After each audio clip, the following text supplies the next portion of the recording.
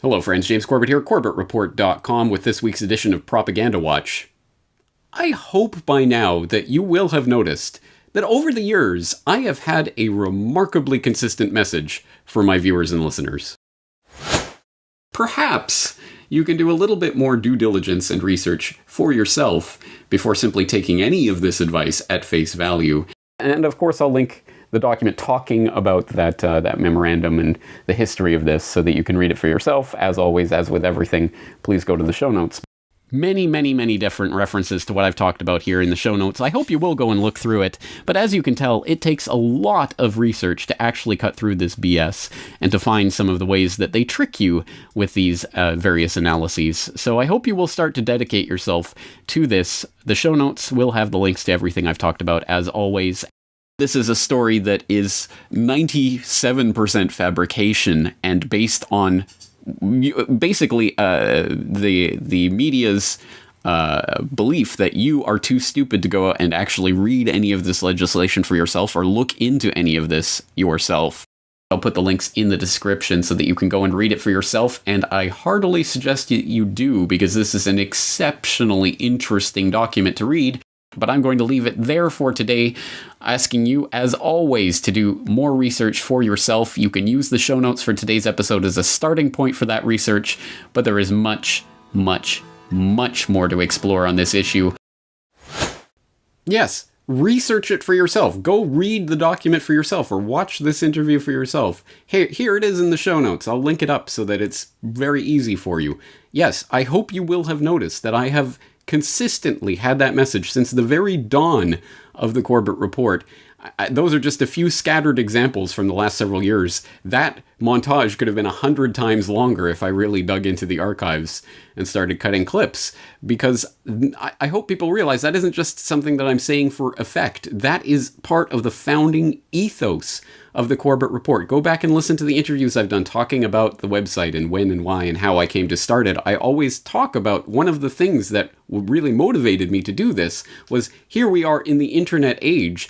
I don't have to take someone else's word or some third party's interpretation of this or that document. No, I can go and see it for myself. Sometimes an actual facsimile of the actual document, an Operation Northwoods document or whatever it is. I can go read it for myself, and you should be similarly motivated to do so. And the reason for that is manifold. One of the reasons is that I know from my own experience. It wasn't until I started researching things for myself and looking at source documents and trying to understand them in their original context that I really started to understand and put pieces together. It is an important part of understanding the world, is not taking someone else's interpretation of something, but doing it for yourself. Also, that's like a muscle that you are flexing to use your rational critical faculties that is being drilled out of the population. Most of the time, the establishment media does not want you to look into things for yourself.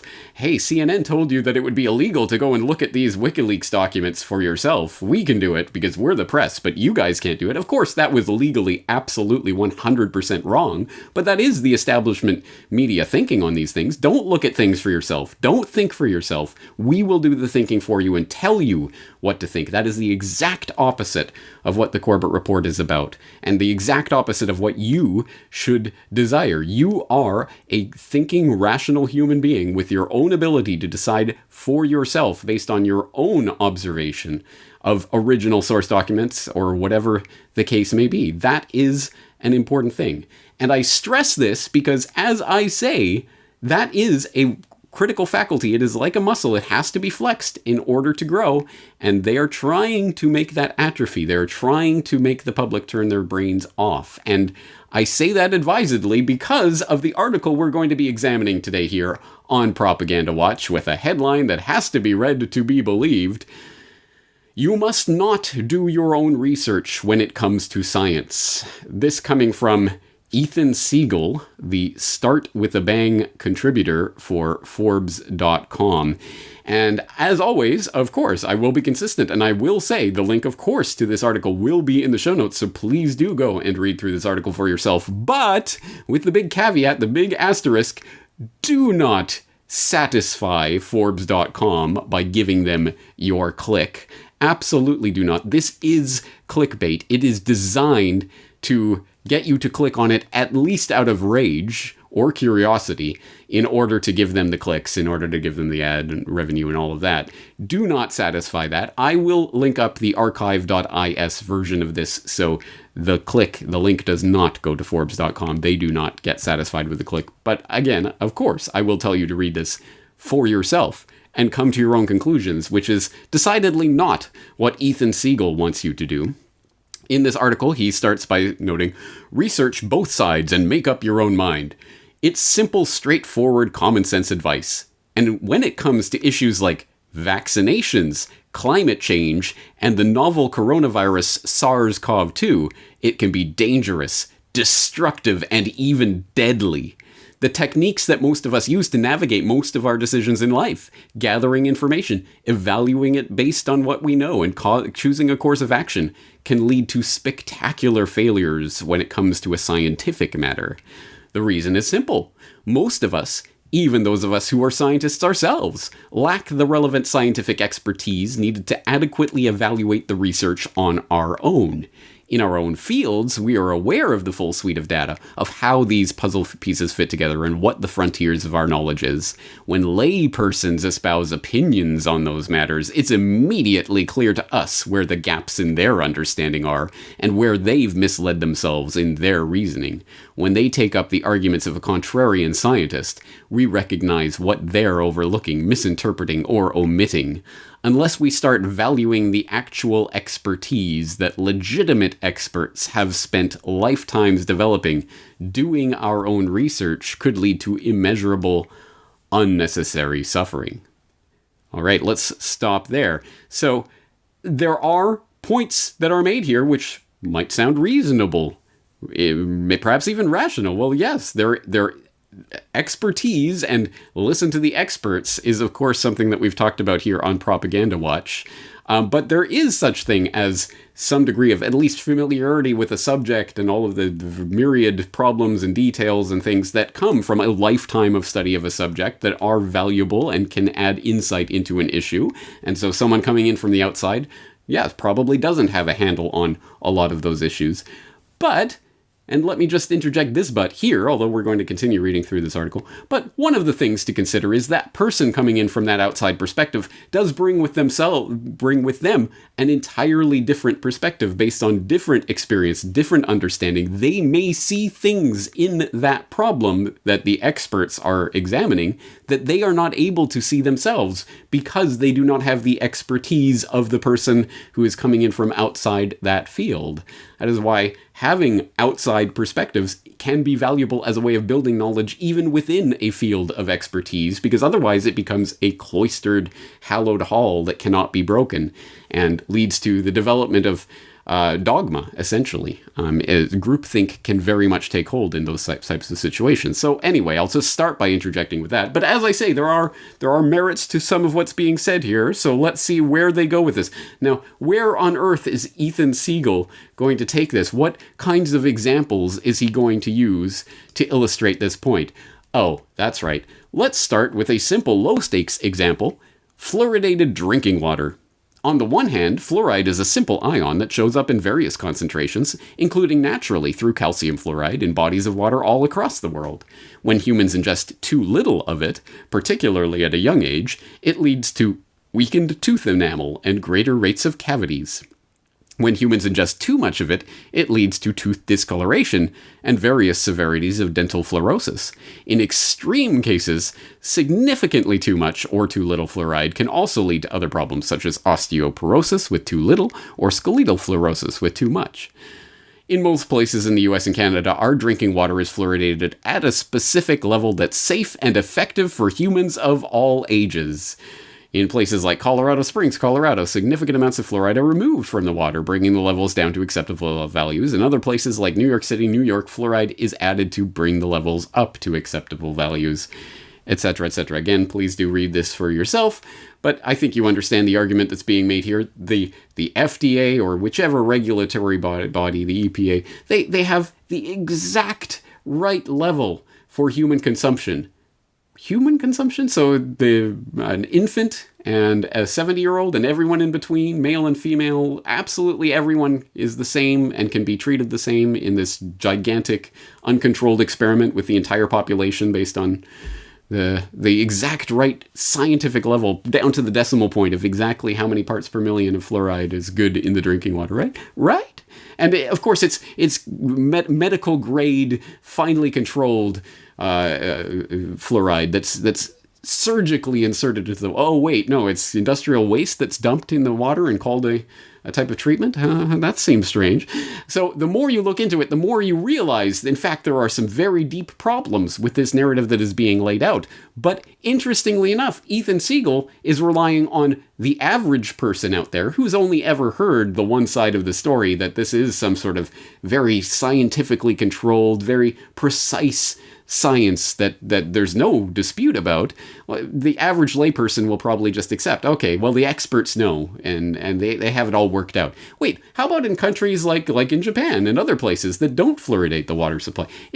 Why are they doing that if it's such an established science and so basic, so absolutely basic, that the US has it totally down to the decimal point, but other countries don't do this? And what's going on? Why? What's happening?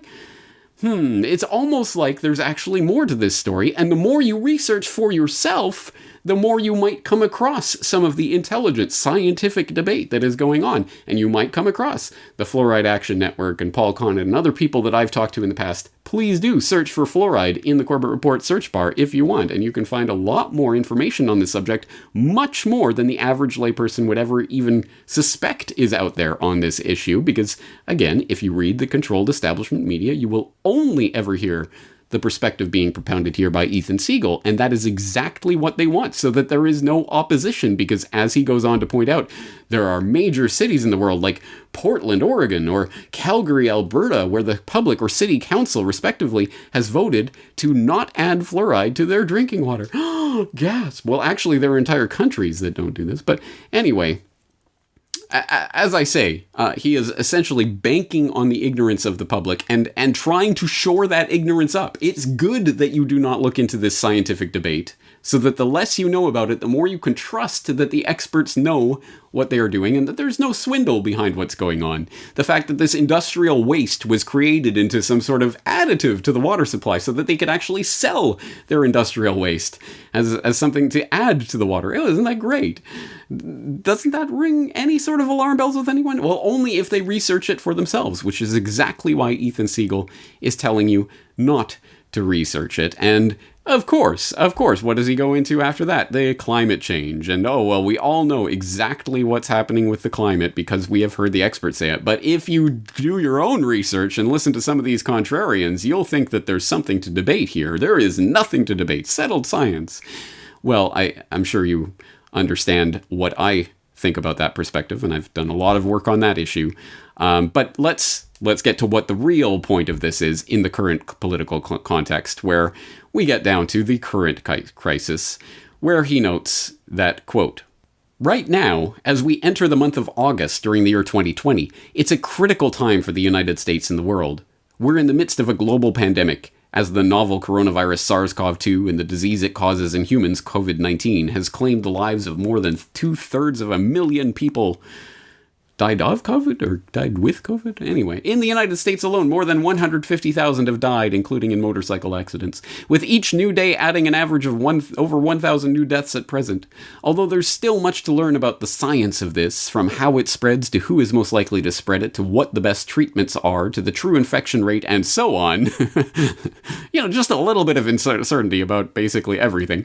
Well, there are certain things that we do know about. For example, the disease is airborne and easily spread from person-to-person contact. It's more easily spread in indoor settings. Older people are more likely to get critically ill and die from it. Staying home except for essential errands is absolutely crucial. And the interventions of wearing masks when you go out, not touching your mask once it's on, and remaining physically distant from others, not in your household. are all effective means of combating this scourge. But even those basic messages, for which there's virtually no scientific doubt surrounding them, virtually no, what a wonderful weasel word that is, especially in the context of this, have sparked enormous amounts of controversy, despite the safety and efficacy of masks. Many are refusing to wear them, leading to spikes in new infections. Despite the importance of avoiding close contact with others not a part of your household, many people continue to visit friends and relatives, accelerating the spread of the disease. Despite the fact that over 150,000 Americans have already died from it, many continue to claim it's just like the flu, even though the last time 150,000 or more Americans died from the flu was 1918, the year of the infamous Spanish flu. Yes, of course. And then, of course, inevitably, it culminates in a shot at the anti-vaxxers. And what is the take-home message of all of this? There is no excuse, with all the wonderful scientists and science communicators telling the truth about a whole slew of issues in our world, for people to seek out only the opinions that confirm their own biases. The best scientists in the world, even the ones who hold contrarian beliefs of their own, all agree that we should base our policies on the scientific consensus that we've achieved. When that consensus changes, evolves, or moves forward because we've learned more than we previously knew, we should correct course to follow that novel path instead. But that requires a kind of transformation within yourself. It means that you need to be humble and admit that you yourself lack the necessary expertise to evaluate the science before you. It means that you need to be brave enough to turn to the consensus of scientific experts and ask legitimately what we know at the present stage. And it means you need to be open-minded enough to understand that your preconceptions are quite likely to be wrong in some, many, or possibly even all ways. If we listen to the science, we can attempt to take the best path possible forward through the greatest challenges facing modern society. We can choose to ignore it, but if we do, the consequences will only increase in severity. QED. Yes, indeed. Right. So, again, I think you get the overall gist of this. Again, I will let you go and read the entire article for yourself. I'll put the link in the show notes so you can do so. Do not give them the links. Go to archive.is. But there it is, and I think we've encapsulated the argument. And as I say, some of it is reasonable and rational. Well, you do not know everything, and you don't know what you don't know, and you could be wrong, so you shouldn't you shouldn't even try to do research for yourself. You shouldn't try to come to any opinions for yourself. Just trust the scientific consensus. And how do you know what that scientific consensus is, especially surrounding something that, as even Ethan Siegel here admits, is surrounded by all this uncertainty? How do we know what the scientific consensus is? Well, just listen to the health authorities. Just listen to the experts on this. And by that, of course, it means the right kind of health authorities, the ones that are propounded in the establishment media anyway, right? Not that other kind, which we're trying desperately to censor off of any and all mention of off of social media, right? I mean, isn't it interesting how this entire system works and is designed to work exactly as Ethan Siegel is propounding here? You are ignorant. You should revel in that ignorance. You should not attempt to correct that ignorance. You shouldn't even listen to debates surrounding any of these scientific issues. Just find what the acceptable health authority line is on any particular thing, on any particular day, and follow it. Even when it turns out later on that, oh yeah, we were lying to you about that thing, but don't worry, it was all for your own good. Right now in the United States, people should not be walking around with masks. You're sure of it? Because people are listening really closely to this. Right now, people should not be walking. There's no reason to be walking around with a mask. When you're in the middle of an outbreak, wearing a mask might make people feel a little bit better, and it might even block a droplet, but it's not providing the perfect protection that people think that it is. Do you now regret not advising people more forcefully to wear masks earlier? Okay, we're going to play that game. Let me explain to you what happened back then. Should be a yes or a no. No, there's more than a yes or no by the tone of your question. I don't regret that, because let me explain to you what happened. At that time, there was a paucity of equipment that our healthcare providers needed, who put themselves daily in harm's way of taking care of people who are ill. We did not want to divert masks and PPE away from them to be used by the people. Okay, I've got- Now that we have enough, we recommend. Thank you, Mr. Chairman. Dr. Fauci, do protests increase the spread of the virus? Do protests increase the spread of the virus? I think I can make a general statement. Well, 500,000 protesters on June 6th alone. Yeah. I'm just asking, that number of No. people, does it Yeah. increase the spread of the virus? Crowding together, particularly when you're not wearing a mask, contributes to the spread of the virus. Should we limit the protesting? I'm not sure what you mean. How do we say limit the protesting? Should government limit the protesting? I don't think that's relevant to. Well, you just said if it increases the spread of the virus. I'm just asking, should we limit it? Well, I'm not in a position to determine what the government can do in a forceful way. Well, you make all kinds of recommendations. You, No. you make comments on dating, on baseball, on everything No. you can imagine. I'm just asking you just said Yeah. that protests increase the spread. No. I'm just asking you, should we try to limit the protests? No, I think I would leave that to people who have more of a position to do that. I can tell you. Government that- stopping people from going to church, Dr. Fauci? Yeah. Yeah, it's rank hypocrisy. What are you going to do?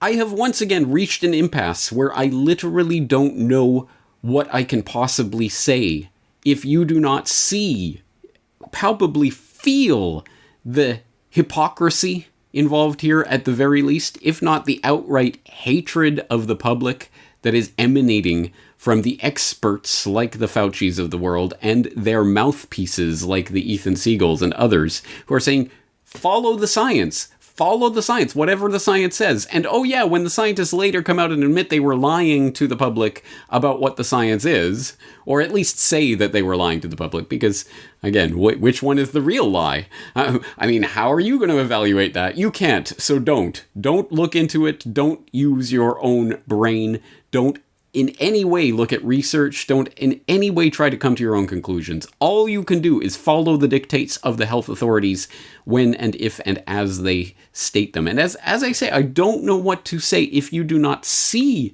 that. And if you do not feel outraged by that, then there is nothing that I can say. I can't make some sort of rational, level-headed argument. Well, you see, the jurisprudence in the United States and many other countries relies on jury trials, which inherently puts faith in the average portion of the public to be rational enough to evaluate competing evidence and come to a conclusion for themselves. I don't have to make that kind of rational argument for this. Either you understand that you are being played for a chump and being told to be ignorant and to just trust authority, or there's no help for you if you do not see what is happening.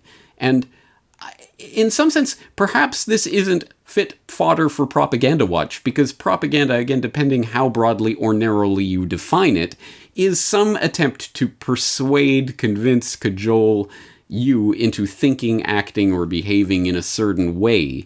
But this isn't even that. It isn't some attempt to persuade you or to use some sort of mental trick on you. No, this is literally telling you that there will be literal dictators. That is the meaning of dictatorship, that someone will dictate. There will be a decree that you will have to follow, and you cannot question it. Well, at this point, they're coming out and saying, do not question it. Do not research for yourself. Do not think for yourself. Do not try to come to the bottom of any of these debates or to even look at the competing evidence. Don't think about it. You can only concentrate on the health authorities.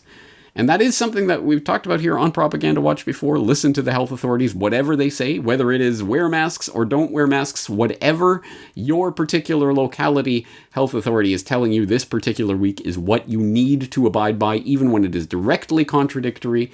Yes, you should stay home and don't go to your grandma's funeral, and you can't go to church, you can't go to work, you can't do this, you can't do that, you can't, but you can go out and protest. You can join a funeral for some big name person who has tens of thousands of people at their funeral. That's fine, but don't go to your grandma's funeral with 10 other people. That's a felony. I mean, it is so in your face ridiculous that I think that is part of the point. This is literal dictatorship that they are steering the public into, where there will be people whose dictates become a sort of de facto law. This is medical martial law. It's not being put in the public's face in that manner yet, but It's absolutely op-eds like this, clickbait nonsense like this from Forbes is part of the public conditioning to get the public on board with the new agenda, which is medical martial law and is dictatorship. So again, there's no rational argument to be made against this at this point if you do not see what is happening right now, and if you do not feel outraged that you are being told to not only be ignorant, but wallow in that ignorance and rejoice in that ignorance and simply listen to and do what you are told. If you are not outraged by that, you are forfeiting your humanity at this point, and there is no hope left for you. So, this message, once again, is only going to fall on the ears of those with ears to hear at all. And I don't know how many of you are out there anymore, but I trust that the people who are out there are on board with this message and do understand what I'm saying and the importance of it and why I constantly exhort people. Go to the show notes, look at the links, go read it for yourself, go look at it for yourself, come to your own conclusion. Do not listen to me or anyone else's interpretation of this material, come to your own conclusion. So, your own cognitive faculties, your own ability to reason and think for yourself is going to be more and more a prized possession that you must hang on to with all your might, because at first they will try to convince you to give that up, but eventually they will come for the thought criminals, and that is the dictatorship we are goose-stepping into. That's going to do it for this week's edition of Propaganda Watch. I will be talking to you again shortly. I'm James Corbett of CorbettReport.com.